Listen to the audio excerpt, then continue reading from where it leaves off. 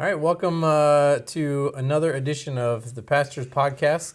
We have a ministry here at Maranatha Bible Church, located in Comstock Park, Michigan, just outside of Grand Rapids. I am Bob, joined with Todd, and we are actually really excited. We are going through this series on family, and it's been really, really good so far.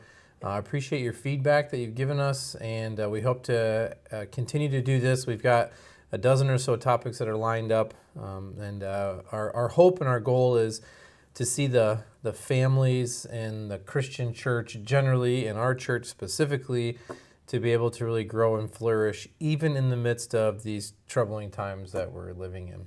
So we're hopeful that we're able to encourage you to do that. What we talked about a couple weeks ago was the biblical definition of a woman. We first talked about a man, we talked about a woman, not necessarily talking about roles, but more characteristic traits. And there was this one little section in Titus 2, and it said about being a worker at home. And so we want to just take a minute and focus on that just for this podcast. What does it mean to be a worker at home? And one of the reasons why we want to put some meat on that bone is because, boy, has it been misrepresented over the years.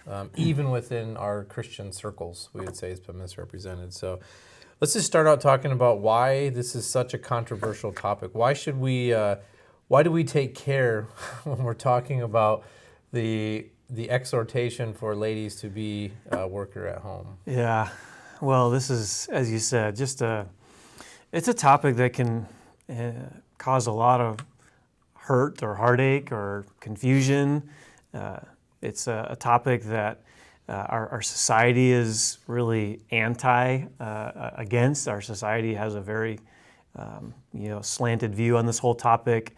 And then when you talk about it with those within the church, oftentimes even there's some difficulties, and we don't want to come across at all by being harsh or mean or narrow or hurtful in anything we say today. We really just want to bring some clarity, we hope, to this situation, this trait, and we want to be a blessing and a help to you as you try to navigate some of these issues, particularly this one. But it is a controversial topic, and we were talking a little bit earlier about why it's so controversial. So what are some things that we were saying before? Yeah, there's a big push, and I like this article. I'd read it back when it came out in 2017. This Australian reporter, she made quite the headlines when she said it should be illegal for moms to stay at home with their kids. And I forget the age she put on. I think it was 6 years old and 5 years old or something like that and below. They could stay home, but after that, they had to be a productive member of society.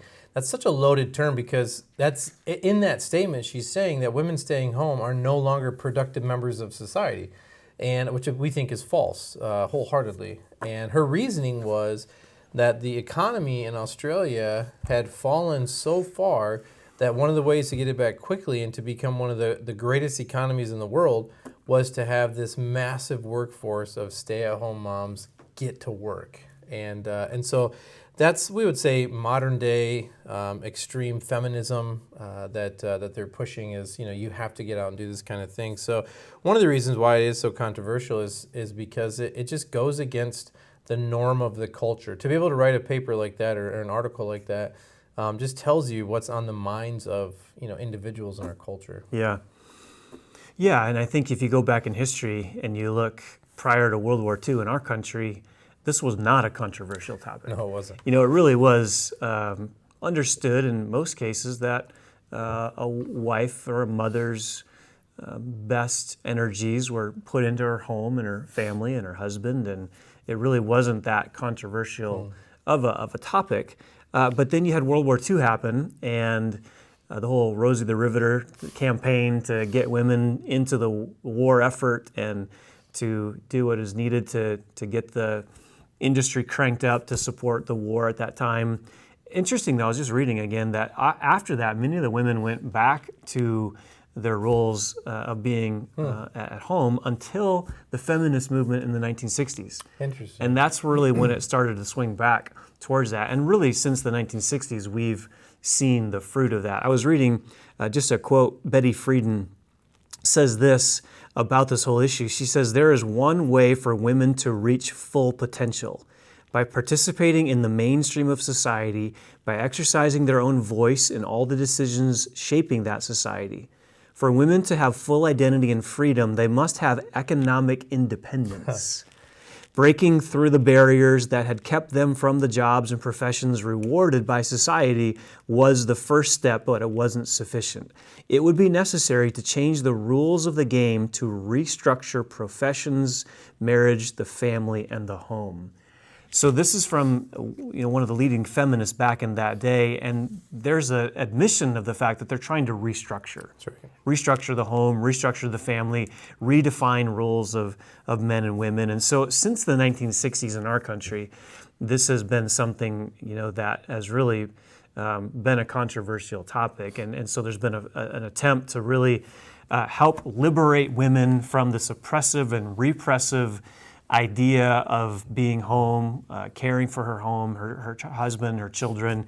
That idea is now just so outdated and antiquated that who would ever believe that that could even be a good thing for women in our very modern and progressive culture. So when we come to some passages that we're going to talk about here in just a moment, that runs up against the culture. Absolutely. And that's why we're having such a difficulty in addressing this particular topic. And even built into that quote, right, is the fact that if you're not a breadwinner, if you're not making your financial independence, then you're some sort of subpar female, right? And so they've taken biblical perspectives. We would never expect the world to adhere to biblical perspectives anyway, so we're not shocked. What I am shocked, though, is to see one woman telling another woman she has no worth unless she's out, the CEO of a company or something like that. And that just goes to show you how much even biblical principles are hated by the world, because they're not even speaking out against the Bible. They're just speaking out against principles we would adhere to say, hey, this is kind of God's design, and they just hate it so much. And so I think it's important, especially for ladies who are the stay-at-home moms, to find that there is great value, and we'll talk about that, but there's great value in what they're doing, and these other women that are talking to them are trying to get them onto their side, And if a woman decides to stay home, and you actually said this, she decides to stay home, she decides to raise the kids, she's considered oppressed. I mean, even that's her decision to do. The feminist movement would say, well, you're an oppressed lady. It's almost like Stockholm Syndrome or something, right? And the vast majority of women, I know my wife and your wife both have college degrees, and so it's not like they're at home because they can't go get a job, right? And so it's they're not oppressed in any way, and we have to make sure that we're letting our women know that it's okay to stay home and it's okay to raise the family and be a homemaker. Absolutely. At the same time, we do need to balance this out, and we're going to come back to this in a little bit. So if you are listening to this and you're thinking, oh, there's two guys sitting there staring at a camera, and all they're going to say is, all you can do is work at home, and that's there's some liberty here. There's some freedom here. A husband and a wife have to make this decision together about what's best for their family. We're just trying to lay out the principles and answer the questions. What does Titus mean, or Paul mean, when he says to Titus that the young women are to be workers at home, and something similar to Timothy, and how does Proverbs 31? We're just trying to wrestle through these principles. In 30 minutes. In 30 minutes, and solve this in that short a time. And then let you, as a husband and a wife and a family, figure out how these principles impact how you make these kind of decisions. So we do want to give a caveat here. We want to be careful, we want to be cautious, we want to be wise, but at the same time, we don't want to shrink away from what God's Word says about this. Good. And it's important, like you said, principles. So what that means is, in various contexts, those applications are going to look differently. Absolutely. So it's not a black and white statement, and we will talk about that, but it's making sure that the principles that you know and are being taught, you're applying them correctly in the context with which you live. And so we would say that it's not necessarily a physical battle. I think it's a spiritual battle. I think one more way that they can undermine the family unit, one more way they can take away God's authority, because we know that God established the family, the government, and they want to see that taken away. And how do you take that away? Well, you start taking away at the foundation, and one of those foundations is the woman as being that keeper of the home, and so making her feel guilty for not doing what society wants her to do is just one more way to do it. So that leads us into what is a worker at home. What does it mean to be a worker at home? So we talked about why it's a controversial topic, why people kind of shy away from it, the guilt trip, the culture, it's antiquated, so on and so forth. So what does it mean? Why don't you take us through the two key passages on this, and then we'll define kind of what is not and then what it is. Oh, that's good. And before we go through those, I think it's also, I said this at the last time too, but we have to remember this is Paul writing to Titus and telling Titus to tell the older women to then go and shepherd the younger women. So you can say Paul's not lording it over the women. Paul's not telling Titus to lord it over the women. It's the older women who are in the church who have those stable lives. And he's saying, look, you are responsible for training these young ladies. So it's almost as if you could say, oh, we got this problem in the church. It's the pastor's fault. No. Wait a minute. Paul is saying these are the older ladies' responsibility. So if you look at the supply chain, right, there's a chink somewhere in there. And so we want to encourage the older ladies to tell the younger ladies this, go ahead and disciple them. So these two words that Paul uses, one in Titus 2:5, the other one in 1 Timothy 5:14. 2:5, he says, be workers at home. And then he's talking to the older ladies to exhort the younger ladies. And then 1 Timothy 5:14, he's talking to the younger widows. They should get married, bear children, and keep the house. So really, these two words are extremely similar to one another. One's a verb, one's an adjective. But really, Paul's telling Timothy they need to rule the household and manage the family affairs, right? And then he tells Titus they're to be a stayer at home, domestically inclined, and a keeper of the home. And so Paul's really this broad explanation of what he's trying to tell these ladies to do. So in Titus, the word is oikos ergon, house worker.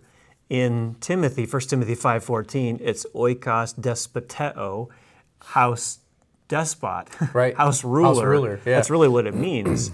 And so in figuring out what he's getting at here, I think we do need to say what is not. And I think this is maybe where the feminists are reacting against some perceived idea as to what this is all about. And so, when society thinks about this, they think about a woman who's enslaved. She's only reduced to cooking and cleaning. Right. All she's doing is vacuuming and dusting. Child rearing. All she's doing is, slaving in the kitchen all day over a hot stove. Painting the basement if my wife is watching. Now that's helpful, right? That's very, very helpful. But this is the image in most people's minds. Is you just got a woman who's oppressed and she's under her husband's thumb and she's not appreciated and she can't flourish and all she's reduced to is this basically a servant of the house. Right. And that is not at all what Paul has in mind in either of those passages. It's something very different than that. Although it might include some of those domestic responsibilities. At the core of what it means to be a worker at home and the core of what it means in 1 Timothy 5:14 to keep house is a woman who essentially manages the domestic affairs of that home so that the priorities of what God intends for the husband, the wife, the children, all of those are in check and held in place by a woman who is managing her household well. So she's discipling kids. She is caring for her husband. She is using her home as a base of operations to serve other families. Hospitality ministry. It's another way in which she exercises the one another's. It's one of the ways in which families are ministered to. So if you look at it from that context, everything that she's doing is done in the context of ministry. It's a ministry to others. It's a ministry to her husband. It's a ministry to her children. And yes, she's going to be preparing lunches and when the kids are young, changing diapers and, helping to get the meals on the table. That's all part of it, but you have to kind of take a step back and say it's bigger than just those responsibilities. It's all the spiritual components that go with that. That's right. The discipling, the serving, the loving, the caring, the using of the home as a place for the family to find a refuge, but also the biblical priorities to be fulfilled within that family, and then using it to serve others as well. Yeah, that's good. I think oftentimes we look down on those responsibilities, like as other women look down on that. But here's kind of the, I don't want to say ironic, but it's kind of sad that essentially what you just described was a project manager, like at a massive corporation, because she's making sure everything is running in tune, and it's going. And so what the world says is, don't do that for your family and kids. come and do that somewhere else where then you really will be oppressed. And you can get paid for it. And you can get paid for it, probably not the work you're putting in, right? And then go home and be completely tired instead of doing that exact same stuff for your family where you have the blessing from God. And so I think as you read through that list and you see all that a woman puts in and a mom puts in and a wife puts in, like the task list is, insurmountable. Like there's like so many hats are worn. I'm doing 3 things and I'm getting stressed out, and so I know that moms work extremely, extremely hard to take care of that, and so we should never look down upon it. So if you're a mom and you're watching, don't ever say I'm only a stay-at-home mom or I'm only a housewife, because it's not true. That's not what you only are. And I would say to the men who are listening, don't you dare demean a woman who's doing this. That's right. Don't ever put her down for only doing this, or saying something like, well, it'd be nice if you earn your keep around here, right? Brought in some extra money. We're going to talk about some occasions where it's appropriate for a husband and wife to decide that, but no man should demean this role. And they're already fighting this within the culture. Let's make sure they're not fighting it. Because the Bible celebrates it. Exactly. So we need to make sure we are too.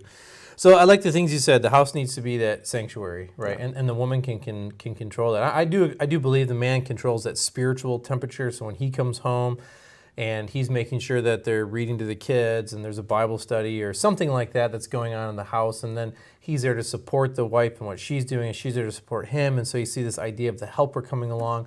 But there is a sense that the house is running smoothly, and as a man, you don't have to have that added pressure, when you're out and you're working or whatever you're doing, because you trust your wife.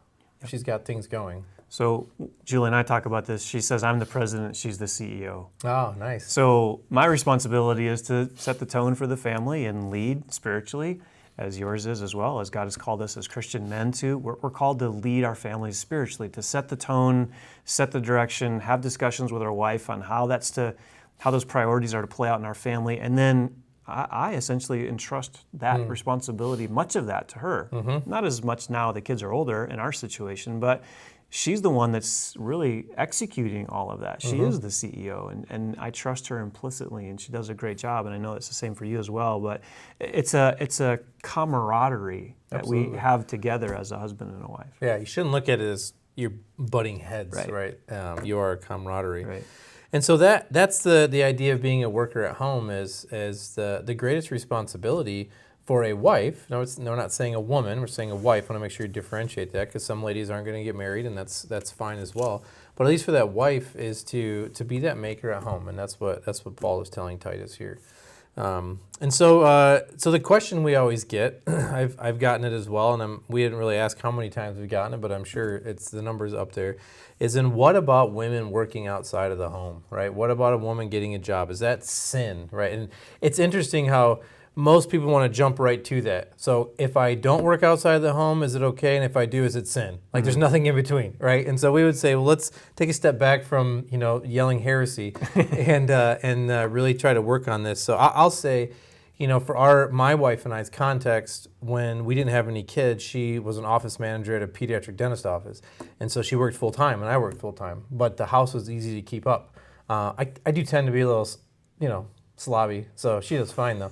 And but just her taking care of me, it was fine. And so there was food on the table and so on and so forth. So I think in that context, she was fulfilling her biblical mandates that God has given her, and she was able to do that and still work at the same time. Yeah, so we're not giving a hard, fast rule here. Right. I don't think Scripture gives you a black and white, it is always wrong for a woman to work outside the home. I don't think you can make a case for that biblically. No. And I would say it this way, no, it's not a sin for a woman to work outside the home. However, I would say, I think biblically we could say it is a sin for a woman not to have a heart for her home. I would say so. So I think each husband and wife have to sit down and they have to wrestle through these principles. And they have to say, okay, how do these principles come to bear upon our particular situation? And as you said, there may be a season of life where before kids in particular, a wife can work outside the home and contribute to the family and be an asset there, and husband and wife agree on that, and that's great. Maybe after the kids are out of the home, right, they do the same thing.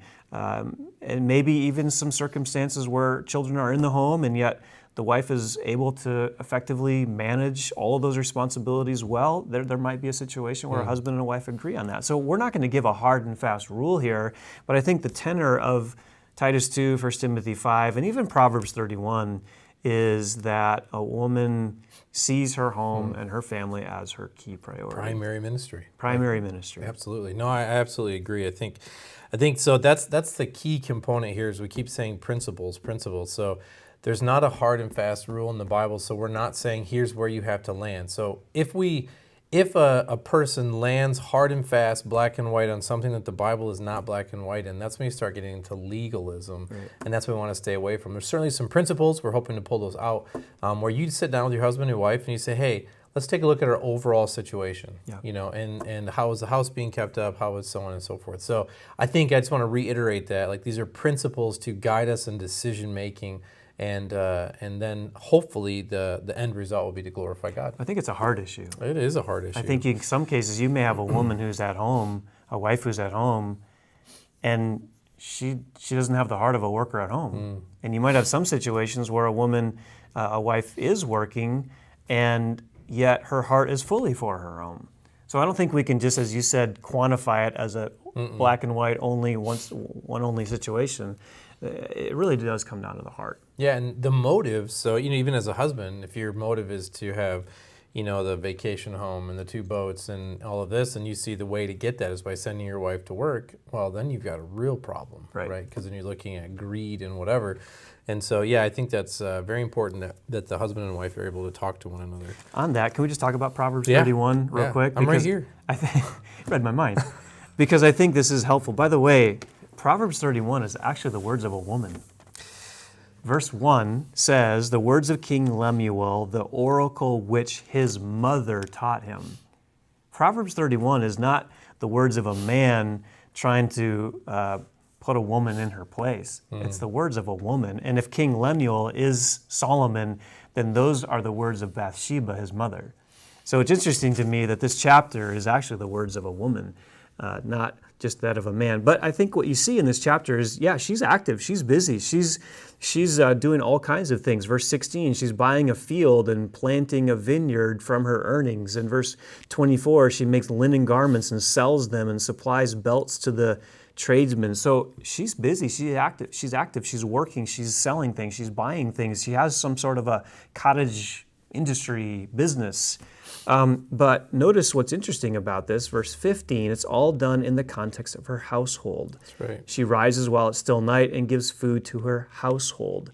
Verse 21, she's not afraid of the snow for her household, for all her household are clothed with scarlet. Then verse 27, she looks well to the ways of her household and does not eat the bread of idleness. So in the context of even all this working that she's doing, the focus still seems to be her house and her home and her husband and her children. That's right. And you can see that it is. In verse 28, her children rise up and bless her, her husband also, and praises her. And so it's like, she is doing a lot of things perhaps outside of the home, but the purpose of that is for the blessing of the home. So if you have a mom who goes to work and she's 10 hours a day and she comes back home, like, she still has those biblical responsibilities to take care of. And so that's what this is saying here. This woman is doing that, whatever that looked like, and she's still able to take care of the things that are at home. Yeah. And we can see that because she's praised. Yeah.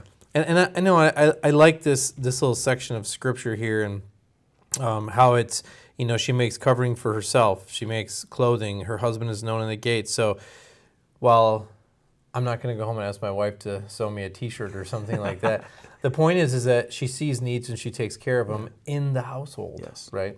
And so she's not sitting around waiting. She's not spending her time. She's not going to different fields and saying, this one I may come back to and go to the next one, right? She's doing all of that, but at the same time taking care of the house. Exactly. Which I think is very important. Yep. And just, before we close, just a special word there's a lot of caveats, right? So you have single moms, and that caveat would be, we understand completely that's a single mom, that you sometimes just need to do what you need to do. Yeah. And if that's working and helping or asking the family for help, and we understand that there's also families out there that don't want to help. And, we would hope as a church body that we'd be able to help people, especially here in our local body, single moms, to be able to work and take care of the kids. And but the point is, it is just a season, right? And so praying that, for strength through that season. And oftentimes there people get into situations that they didn't plan on. And it's not for a lack of planning, it's just something spontaneous happens and they're not able to really thrive in that situation. But God definitely gives you the grace to get through it. Yeah, God is gracious in those circumstances. Let me present another scenario to you. What about the young single woman who's heading into college or is in college? How does she wrestle through these principles, but also maybe thinking about a career for a time? So how do you balance what we're talking about, what is a biblical priority, with our culture, which says, and in many cases, a woman who really does want to get an education? What would be some principles that you'd say to that woman in that situation? Yeah, that's a good question. I think the heart still has to be for the home, first and foremost. And as I think about my own daughter, and obviously yours are a little bit older, and so it's probably closer to your mind than it is to mine. But as I think about my own daughter, and I think I don't want to shepherd her heart for her priority to go and get a career and go and make money, because as she's growing up, we want to show her these biblical principles that we find here about what a biblical woman really is. And at the end of the day, if she decides to go to college, just to think about those things. How much debt are you going to have when you meet your husband? Good question. How are you going to plan on paying this off? Does somebody want to marry you if you got $200,000 worth of debt? And then at the end of the day, if your goal is to be a biblical wife, I'm not saying don't get educated by any means, but at the same time, what's that highest priority? Is it to go get a 4-year degree, or is it to prepare yourself for doing that? So I think those are a lot of things I would sit down and talk about with my daughter or any woman that's going off into college, just to get them thinking about not just the here and now, not what culture is telling you to do, but let's look what the Bible says and where it is you want to end up. Yeah, good. I like what you said there. There's a balance here. I think if there's a desire to get a degree and maybe get a job in that field for a while, there's nothing wrong with that. But I think what you said about the debt is critically important. Are you willing to go into $100,000 worth of debt and then become a wife and a mother? You don't pay that off really quick when you're not working as a woman. So those are just some issues I think you'd want to think about and wrestle through. That's good.